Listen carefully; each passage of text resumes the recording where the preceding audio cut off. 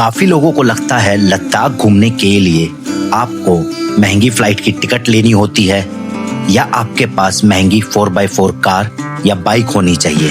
But ये ऐसा तब तक था जब तक दिल्ली से लेह की डायरेक्ट एचआरटीसी बस नहीं चलती थी।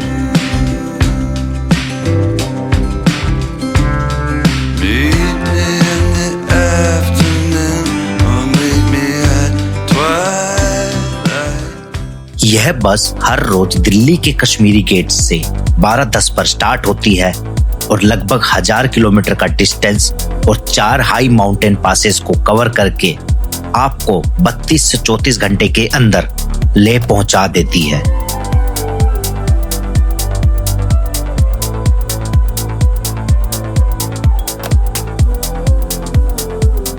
तो बस में बैठ चुके हैं और बस एकदम एग्जैक्ट 12:10 पे चल चुकी है। और सीट का ऐसा है, देखो आपकी तो वैसे फिक्स सीट है बट ऐसा भी नहीं है कि रिस्ट्रिक्शन है, आप अपनी सीट पे ही बैठो, आप कोई भी कहीं पर भी बैठ सकते हो। तो मैं भी वही दूसरी सीट पर आकर बैठा हुआ हूँ, जो मेरी सीट है मैं उस पर नहीं बैठा। तो ऐसा लग रहा था कि बहुत ज़्यादा गर्मी लगने वाली है बस के अंदर, बट ऐसा कुछ नहीं है।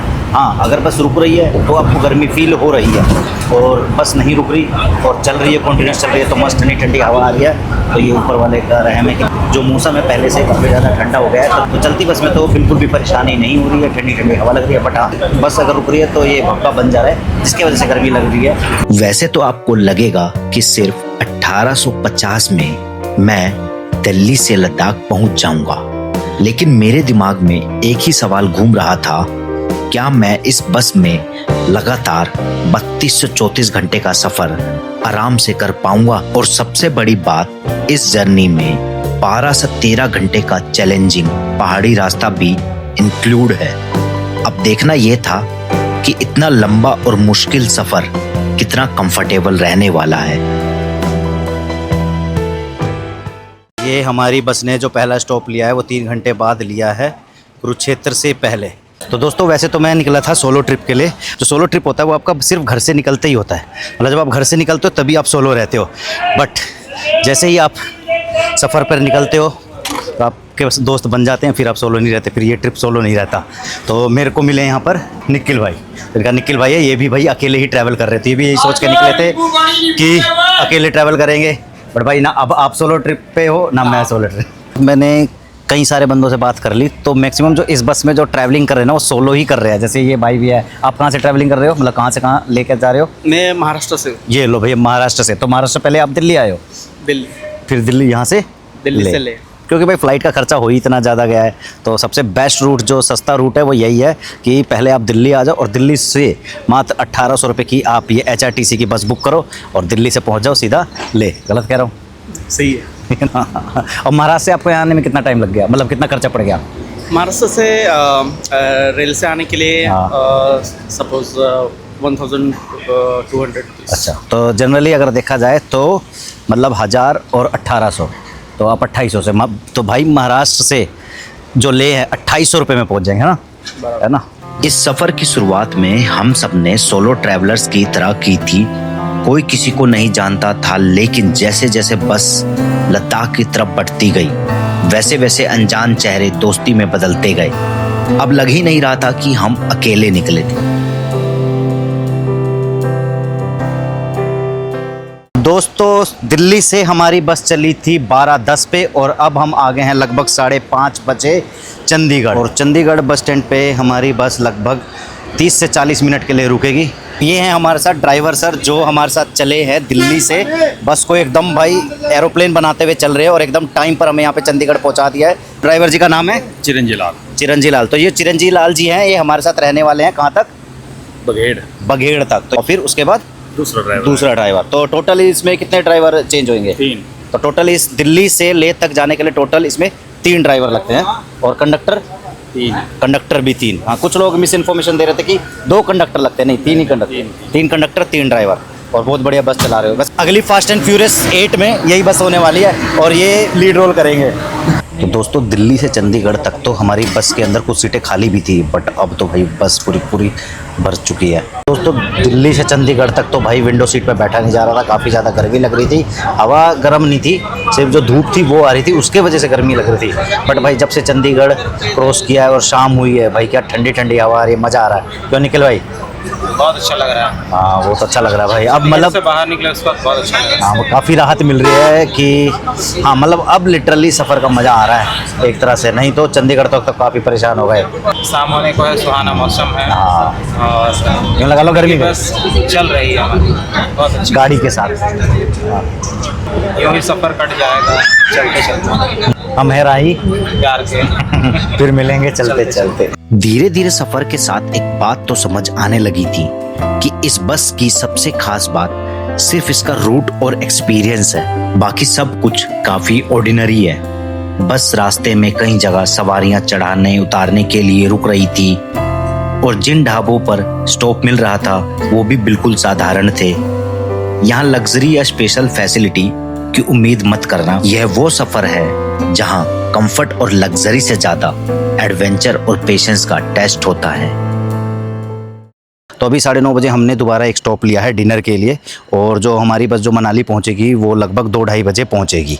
तो ये यहाँ पर हमारी बस रुकी है न्यू शर्मा भोजनालय पे। तो यहाँ का सीन ऐसा है कि आपको यहाँ पर 100 रुपीज़ की थाली मिल जाएगी, जो कि एक बुफे सिस्टम होगा। अपनी मर्ज़ी सब्जी लो, जो जिसमें 2 तरह की सब्जी, 2 तरह नहीं 3 तरह की सब्जी थी। सही था टेस्ट वेस्ट वगैरह। राइस और आलू की सब्ज़ी मुझे ज़्यादा बढ़िया लगी। और यहाँ से जो बस के ड्राइवर और कंडक्टर दोनों अब चेंज हो जाएंगे। खाने के बाद मज़ा आ गया, मजा आ गया। अब नींद भी अच्छी आएगी। कैसा लगा खाना? ठीक ठीक था। मुझे तो ज़्यादा आलू वाली सब्ज़ी ज़्यादा अच्छी लगी देखो। मेरे को भी ठीक लगी। हाँ दाल उसके बाद थोड़ी अच्छी लगी, और कढ़ी तो मैंने टेस्ट भी नहीं किया, शक्ल अच्छी नहीं लगी। तो दोस्तों खाना वाना खा लिया और आधा घंटा ब्रेक लेने के बाद हमारी गाड़ी दोबारा चल पड़ी है। बट भाई अब कोई रिकॉर्डिंग नहीं होएगी, अब आ रही है भाई खाना खाने के बाद मस्ती नहीं रखते भाई। बस ऑलरेडी रात हो चुकी है तो हाँ आपको दिखाई भी नहीं देगा तो क्या। टनल हाँ अब हमारी गाड़ी लगातार टनल से पास होती जा रही है।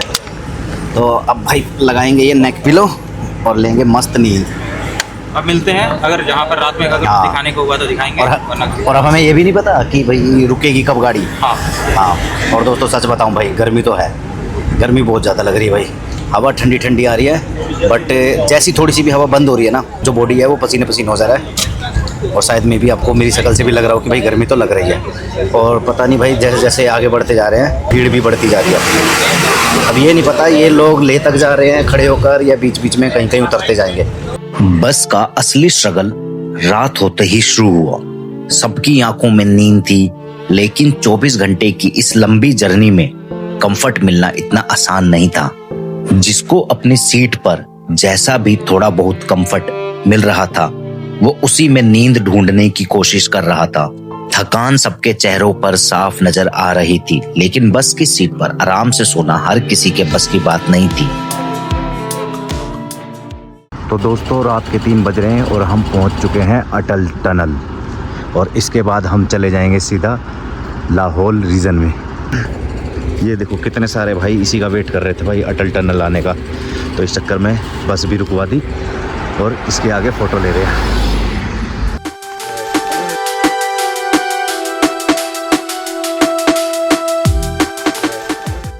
तो दोस्तों सुबह के बज रहे हैं लगभग 5 और हम पहुंच गए हैं किलोंग। तो इसकी जो टाइमिंग थी यही थी किलोंग पहुंचने की, 4:30 से 5 बजे की, और ये अपने परफेक्ट टाइम पर किलोंग पहुंच गई है। और किलोंग से अब हमारी बस ड्राइवर और कंडक्टर तीनों चीज़ बदलेंगे और फिर हम निकलेंगे यहाँ से 5:30 बजे लद्दाख के लिए। और आप देख सकते हो भाई टी शर्ट से एकदम से जैकेट में आ गया, क्योंकि भाई ठंड पड़ चुकी है। तो सिर्फ मैं ही नहीं, सब लोगों की यहाँ पर जैकेट निकल चुकी है। तो ये रही हमारी बस। तो पहले जो हमारी बस थी वो 47 सीटर थी, अब जो बस हो गई है वो 37 सीटर हो गई है। और ये जो आप देख रहे हो ये किलोंग का बस स्टैंड है, और यहीं पर आपको होटल वगैरह भी मिल जाएगा। तो दोस्तों अगर सच बताऊं तो थकान तो हो रही है भाई, बिल्कुल हो रही है। मतलब भाई जैसे जैसे रात होती गई भाई माहौल शांत होता गया, सब शांत होते गए। तो भाई थकान ऐसी हुई कि पूरी रात मैं सोया नहीं हूँ भाई। मैं क्या, बहुत लोग नहीं सो पाए हैं, कुछ लोग तो भाई जैसे तैसे करके सो गए, पर कंफर्ट एकदम जीरो हो गया था भाई 10 बजे के बाद। मतलब जब सारे जैसे रेस्ट मोड पे आए ना भाई, जैसे बस जैसे जैसे रात होती गई, खाना खाने के बाद जो हमने खाना डिनर का जो स्टॉप लिया था, उसके बाद भाई जब बस में बैठे तो भाई जो कंफर्ट लेवल है वो 0% हो गया था। और बीच बीच में भाई लोग भी भरे जा रहे थे, लोकल बस तो है ही, तो भाई लोकल बस की तरह लोग काफ़ी ज़्यादा भरे जा रहे थे अंदर। तो भाई देखो सोच समझ के आना, ऐसा नहीं है कि बस बैठ जाना और आ जाना, क्योंकि मेरा जो मोटिव है मैं आपको यही बता रहा हूँ, मैं आपको A to Z बता रहा हूँ। क्योंकि मैंने बहुत सारी वीडियो देखी जिसमें कंफर्ट के बारे में नहीं बता रहे थे कि भाई कंफर्ट होगी या नहीं होगी, या क्या एक्सपीरियंस करने को मिलेगा एक्चुअल में। तो भाई कंफर्ट एकदम 0 लेवल है, बट ये है कि आप सस्ते में लद्दाख पहुंच जाओगे। तो बस स्टैंड के पास आपको काफ़ी सारी शॉप मिल जाएगी जहां पर आप चाय वगैरह पी सकते हो। जब तक आपकी बस स्टार्ट नहीं हो रही तब तक आप छोटा मोटा रिफ़्रेशमेंट ले सकते हो, और साथ ही में आप अपना यहाँ पे पावर बैंक या फ़ोन भी चार्ज कर सकते हो। और यहाँ पर आपको वॉशरूम की सुविधा भी मिल जाएगी। बट भाई अभी सुबह सुबह का टाइम है, पानी तो आ नहीं रहा, बट हाँ आप यहाँ पे 1 नंबर 2 नंबर दोनों कर सकते हो। अब दोस्तों केलोंग के बाद अब पहाड़ की ग्रीनरी एकदम ख़त्म हो जाएगी और धीरे धीरे करके एकदम बंजर पहाड़ आ जाएंगे। इस बस जर्नी का पहला चैप्टर किलोंग पहुंचते ही खत्म हो जाता है, लेकिन असली कहानी तो अब शुरू होती है। यहीं से सफर हिमालय की उन ऊंचाइयों की तरफ बढ़ता है जिसके लिए मैंने खास तौर पर इस बस को चुना था। अब हर मोड़, हर पास और हर किलोमीटर एक नए एडवेंचर का एहसास दिलाने वाला था। तो दोस्तों अगर आप भी HRTC से दिल्ली से ले आने का प्लान कर रहे हो तो मैं आपको सजेस्ट करूंगा कि भाई आप डायरेक्टली ऑनलाइन टिकट बुक कर ले, वो भी दिल्ली से ले तक का। ठीक है, बेशक से बस चेंज होएगी बट आपको जो टिकट रहेगी उसमें कोई झंझटबाजी नहीं होगी। क्योंकि देखो भाई अगर आप किलोंग आते हो और फिर टिकट बुक करते हो तो भाई आपको दिक्कत हो सकती है, आपको मे बी बस में सीट ना मिले। क्योंकि दोस्तों किलोंग से पूरे दिन में सिर्फ ले के लिए एक ही बस चलती है, वो भी यही वाली जिसमें हम जा रहे हैं। ये कुछ भाई है, इनको वोमिटिंग हो रही है और ये चिल्ला रहे गाड़ी रोक दो गाड़ी रोक दो। पर हमारा भाई जो ड्राइवर है वो सख्त ड्राइवर है, कोई नहीं, कर दो कांड कर दो, अपने आप रुकेगी। कुछ भाई को वोमिटिंग हो रही है, वो कह रहे रोक दो भाई की वोमिटिंग करेंगे, बट वो कह रहे नहीं भाई पारा रुक गया बस, कोई टेंशन नहीं है। तो अब हमारा स्टॉप आ गया पारा।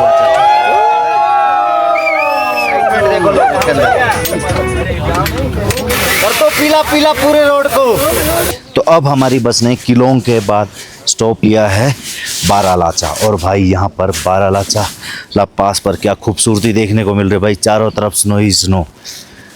दिखाते हैं आपको, जी ये देखो रोड से, और सबसे ज़्यादा खूबसूरत है ये भाई, ये देखो भाई पूरा एरिया स्नो से भरा हुआ है, और वो भी वाइट स्नो, फ्रेश स्नो। और दोस्तों बारालाचा स्टॉप पे आपको कुछ भी खाने का नहीं मिलेगा, तो बस आप यहाँ पर रुको, फोटोज़ वगैरह खिंचवाओ और निकल लो। तो 10 से 15-20 मिनट तक हमारी बस रुकी भाई, हमने फ़ोटोज़ वगैरह खिंचवाई, वीडियो बनाई, और इससे ज़्यादा रुकने का आपका मन करेगा भी नहीं। क्योंकि भाई अब यहाँ से आपको AMS के लक्षण देखने को मिल जाएंगे भाई। क्योंकि मेरे को भी लग रहा है कि भाई माउंटेन सिकनेस हो रही है, शरीर भाई हाँफ रहा है। तो जितना भी आपको रुकने को मिलेगा उतने में भाई आप एंजॉय करो। और चलो वैसे भी आप करोगे क्या, या फ़ोटोज़ वगैरह खिंचवाओगे, चल दोगे। तो ये अब हमारी बस जाने को हो रही है। अरे भाई जिस बात का मुझे डर था आखिर वही होने लगा। धीरे धीरे मुझे AMS के लक्षण महसूस होने लगे थे, सर दर्द और थकान बढ़ने लगी थी, और सबसे बड़ी बात अभी भी 12-13 घंटे का सफर बाकी था।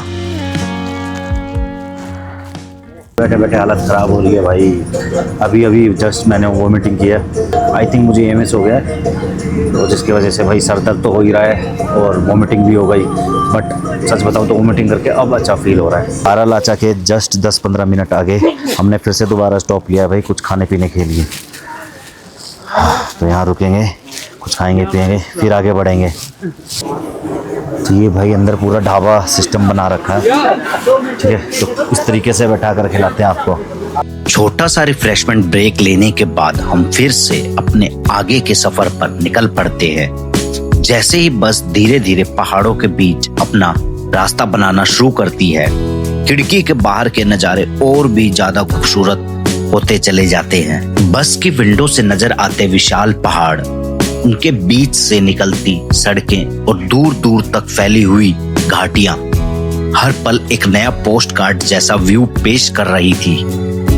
कभी बर्फ से ढकी चोटियां दिखाई देती थी तो कभी भूरे और सुनहरे रंग के पहाड़ जो लद्दाख के बदलते लैंडस्केप की झलक दिखा रहे थे। सफर का सबसे खास हिस्सा यही था कि जहां डेस्टिनेशन से ज्यादा रास्ते खूबसूरत लग रहे थे।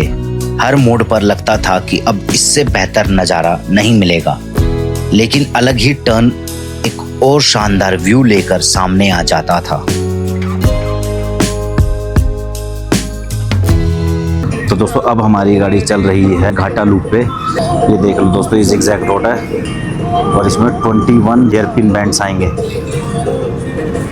और अब आप सोच रहे होंगे कि ये रास्ते में इतनी सारी बोतलें क्यों फेंकी हुई हैं, तो इसके पीछे भी एक इंटरेस्टिंग स्टोरी है। चलिए आपको बताता हूँ। ये घाटा लूप सिर्फ अपने 21 हेयर पिन बैंड्स के लिए ही मशहूर नहीं है, बल्कि एक रहस्यमय कहानी के लिए भी जाना जाता है। कहते हैं कि 1999 के आसपास एक ट्रक घाटा लूप के पास बर्फ और खराब मौसम में फंस गया था।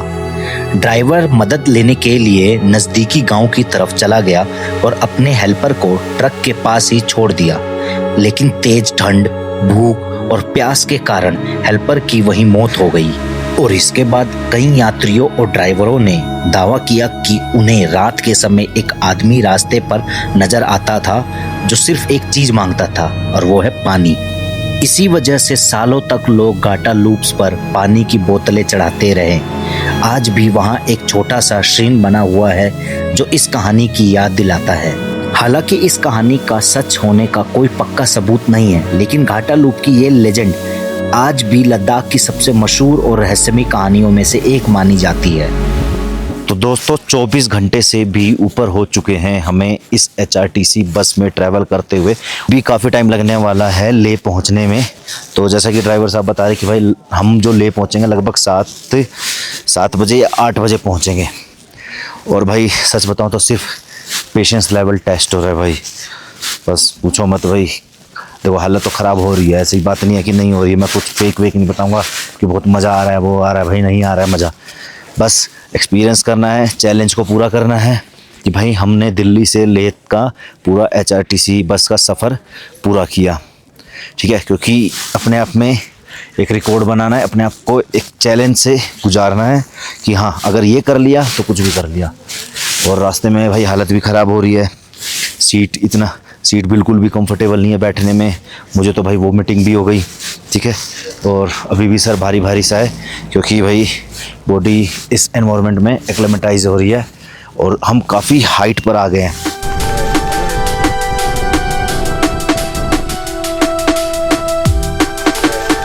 तो अब पहुंच गए दोस्तों, अब हम इस जर्नी की सबसे हाईएस्ट पास पे, तो जिसका नाम है तांग ला हमला। तो वैसे बीच में और भी 2 पास आए थे, मतलब वैसे टोटल इस यहाँ पर 4 हाई पासेज आते हैं, बट वहाँ पे नहीं रुकते। एक रुकते हैं चांग, एक बारा लाचाला पे और एक रुकते हैं तांग ला हमला पे, ठीक है। और यही है सबसे हाईएस्ट बस पास इस जर्नी का। तो यहाँ पर भी इसीलिए बस रुकती है कि लो भाई फ़ोटो वोटो ले लो हाईएस्ट बस पास पे। तो कुछ इस तरीके के नज़ारे देखने को मिलते हैं तांग ला हमला पास से। तो देखो शायद यहाँ से ले जो है 111 किलोमीटर रह गया है और काफ़ी लोग यहाँ पर रुके हुए हैं जो यहाँ से जो इस रास्ते से गुजर रहे थे। और अब ज़्यादा टाइम नहीं लगने वाला हमारी बस को ले पहुँचने के लिए, अब बहुत जल्दी बस पहुँच जाएगी। और देख सकते हो काफ़ी लोग रुके हुए हैं क्योंकि भाई ये कभी वर्ल्ड का हाईएस्ट 12th पास हुआ करता था। और दोस्तों सच बताऊं तो भाई बस से उतर कर यहाँ की वीडियो बनाने का कोई भी मन नहीं था, बट मन में आया कि अगर आज वीडियो नहीं बनाई तो फिर पता नहीं भाई मैं यहाँ इस रास्ते से कब जाऊँगा या इस पास को कब एक्सपीरियंस करूँगा। मैंने सोचा हालत जैसी भी हो वीडियो बना लेनी चाहिए, फिर पता नहीं हम यहाँ पे कब आएंगे या नहीं भी आएंगे।